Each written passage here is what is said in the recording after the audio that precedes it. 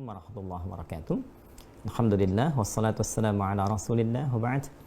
Saudara-saudariku, semoga kita semua senantiasa dirahmati dan dimuliakan oleh Allah Subhanahu wa taala. Semoga seluruh aktivitas yang kita jalani diberikan kelancaran dan kemudahan oleh Allah Subhanahu wa taala.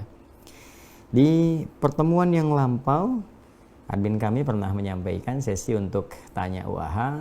Dalam konteks ini kita berdiskusi hal-hal yang mungkin kita bisa bincangkan dan mencari solusi dalam tuntunan syariat Islam. Tepatnya di kolom IG, di Instagram, akun Adi Hidayat Official. Ada beberapa pertanyaan yang sudah masuk dan memungkinkan kita memulai diskusi kita di kesempatan kali ini. Baik, kita lihat ada apa saja yang kiranya bisa kita diskusikan. Saya langsung lihat ke IG-nya, teman-teman. Bismillah dari akun Asma Karima. Bismillah Ustadz, saya telah terkena penyakit waswas selama 3 tahun lebih, entah waswas dalam taharah maupun salat. Bagaimanakah cara menyembuhkannya? Karena saya sudah ikhtiar untuk mengabaikan dan membaca Al-Quran, namun tak kunjung hilang. Apakah mesti pindah ke ruqyah? Syukran. Baik, waalaikumsalam warahmatullahi wabarakatuh.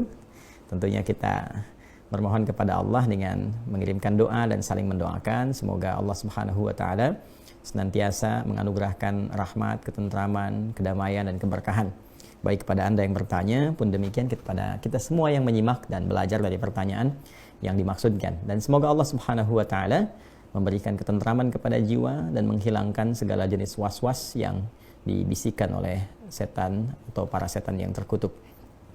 Baik, setan seperti pernah kita kaji juga dalam beberapa kesempatan, khususnya saat kajian Mira ya. Ada beberapa turunan pembahasan saat masuk kepada pembahasan rukun yang kedua tentang iman kepada malaikat. Lawannya kita bahas bagaimana mempelajari tentang tindak tanduk setan, karakteristik setan. Karena menariknya malaikat disebutkan 88 kali dalam Al-Quran, berbagai karakternya, kemudian juga support kebaikannya, bagaimana kita meneladaninya sampai mendekati karakteristik-karakteristik dan kemuliaan yang melekat pada malaikat itu. Sebaliknya, setan juga disebutkan sebanyak 88 kali dalam Al-Quran, gabungan antara singular dengan bentuk jamaknya. Di sini teman-teman sekalian, ada yang menarik bahwa dari karakteristik setan yang sering ditampilkan dalam menggoda kita, memberikan was-was dalam kehidupan, alladzi yuwaswisu fi sudurin nas, ada 9 jenis setan yang dipopulerkan oleh para ulama. Dan terkait dengan pertanyaan Anda ini, ada yang dikenal dengan nama walhan.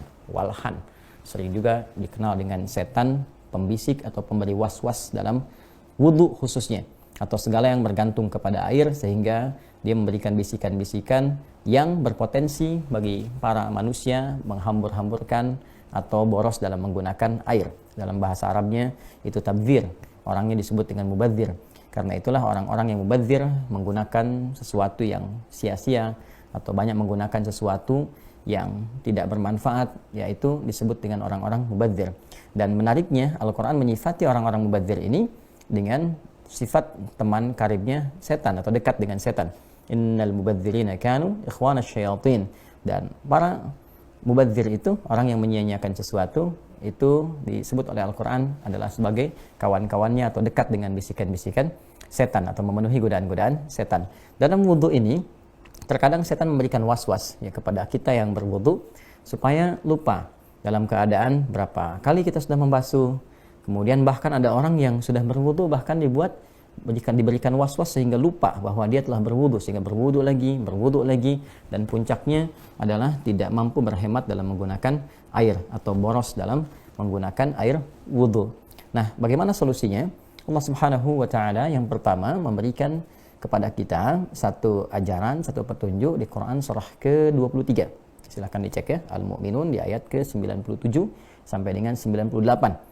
Ya, di situ kita diajarkan bermohon, berdoa kepada Allah Subhanahu wa taala dikala ingin mengerjakan sesuatu, terutama khususnya ketika ada was-was yang dirasakan. Ya, qala, kemudian hamba itu bermohon berkata pada Allah Subhanahu wa taala, Rabbi a'udzubika min hamazatis syayatin wa a'udzubika Rabbi ay yahdurun. Ya Allah, aku berlindung kepadamu, mohon lindungi aku ya Allah, kan, dari berbagai keburukan yang ditimbulkan oleh setan, dan aku bermohon perlindungan kepadamu ya Allah, ya, supaya mereka tidak hadir di sekitaranku. Aku mohon perlindunganmu ya Allah dari kehadiran mereka yang ingin memberikan was-was. Jadi yang pertama adabnya adalah berlindung dulu kepada Allah dengan segenap keyakinan. Jadi kalau berlindung tuh jangan cuma dibaca di lisan. Ya, tapi dikuatkan dengan iman kita, difokuskan dengan pikiran kita, sehingga apa yang dimohonkan kepada Allah Subhanahu wa taala itu terasa dalam jiwa. Nah, bedanya apa? Bedanya orang yang bermohon kepada Allah dengan segenap jiwanya itu akan memiliki getaran dalam kalbunya. Getaran inilah yang menggerakkan kepada bagian tubuh kita untuk merasakan kehusyuan, sehingga dari situ timbul motivasi. Ya, motivasi kuat untuk mempertahankan kebaikan dan juga pada saat yang bersamaan mencegah berbagai keburukan, termasuk melawan bisikan-bisikan setan. Itu yang pertama. Yang kedua, tentunya kita menghadirkan satu semangat keyakinan yang utuh terhadap sesuatu yang telah dikerjakan. Kaidah usul fikihnya berbunyi al-yaqinu la yuzalu bisyak. Jadi kalau sedang misalnya sudah berwudu, selesai wudu, kemudian ada was-was tadi batal atau enggak, ambil yang paling yakin dan putuskan pada saat itu. Ya, begitu Anda meyakini wudu, ya, saya masih suci, sudah tepikan berbagai macam hal-hal yang kira-kira bisa merusak keyakinan Anda, kecuali kalau ada bukti-bukti yang menunjukkan bahwa wudunya batal misalnya, maka silahkan diulang kembali. Dan yang ketiga, mempelajari tentang makna, ya, apa yang dikerjakan. Jadi dari mulai wudu, apalagi tadi disebutkan sholat juga, maka diisyaratkan dalam beberapa ayat dalam Al-Quran, juga tentunya bimbingan dari Nabi SAW, supaya kita mempelajari, ya, baik dari bacaan-bacaan ataupun juga gerakan-gerakan, kaifiyat, tata cara wudu ataupun sholat. Sehingga ketika kita mengerjakan wudu sampai dengan ke sholat, lisan mengucapkan, pikiran bisa menerjemahkan, hati bisa merasakan, memaknai, karena paham apa yang diucapkan itu. Nah, dengan memahami itu, pikiran kita tidak sibuk merenungkan yang lain atau mengikuti was-was setan, ya, tapi lebih menerjemahkan apa yang kita bacakan. Misalnya Allahu Akbar, lisan mengucap Allahu Akbar, pikiran menerjemahkan Allah Maha Besar, hati meresapi, ya Allah, aku berikrar Engkau yang Maha Agung, Maha Besar. Mohon ampun kalau selama ini ada sifat-sifat yang kurang baik, merasa hebat, merasa tinggi, merasa besar dibanding orang lain. Lalu muncul kemudian kepasrahan diri kita kepada Allah dengan mengatakan, misalnya wajjahtu wajhiya lilladzi fataras samawati wal ard hanifan muslima wa ma ana minal musyrikin. Atau kita bacakan misalnya Allahumma ba'id baini wa baina khataayaya kama ba'adta bainal masyriqi wal maghrib, dan seterusnya hadis. Nah, dari sini dapat disimpulkan bahwa untuk mengusir was-was syaitan itu, maka pertama berlindung kepada Allah Subhanahu wa taala dari godaan-godaan syaitan yang dimaksudkan, yang standarnya a'udzubillahi minasyaitonirrajim, atau kita bisa gunakan yang di surah Al-Mu'minun tadi ayat 97 sampai 98, Rabbi inni atau Rabbi a'udzubika min hamazatis syayatin wa a'udzubika Rabbi ayyahdurun. Atau kita bisa bacakan misalnya surah-surah tentang perlindungan, bisa bacakan Al-Falaq, bisa bacakan An-Nas misalnya, dan spesifik di An-Nas itu kan ada ayat yang memohon perlindungan kepada Allah dari was-was syaitan secara langsung, alladzi yuwaswisu fi sudurin nas minal jinnati wan nas. Yang kedua, mohonkan perlindungan itu dengan segenap jiwa kita, segenap keyakinan kita. Jadi jangan sampai cuma lisannya yang bermohon tapi hatinya tidak mengikuti itu. Maka kuatkan dengan keyakinan pada jiwa sehingga apa yang kita mohonkan terasa getarannya pada seluruh bagian tubuh kita.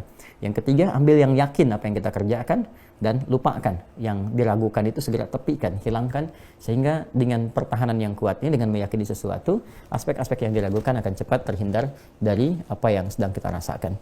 Dan terakhir, berusaha untuk mempelajari dengan baik kaifiyat, tata cara, baik bacaan ataupun gerakan, baik dalam wudu ataupun salat, sehingga apa yang kita kerjakan, bacakan dalam lisan, lakukan dengan anggota tubuh kita, diiringi juga dengan pikiran kita yang mengikuti bacaan itu dengan menerjemahkan, hati kita yang mengikuti bacaan dan pikiran dengan merasakan.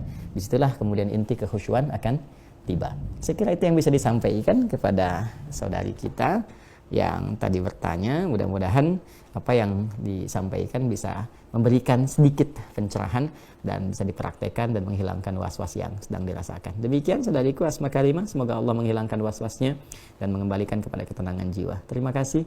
Assalamualaikum warahmatullahi wabarakatuh.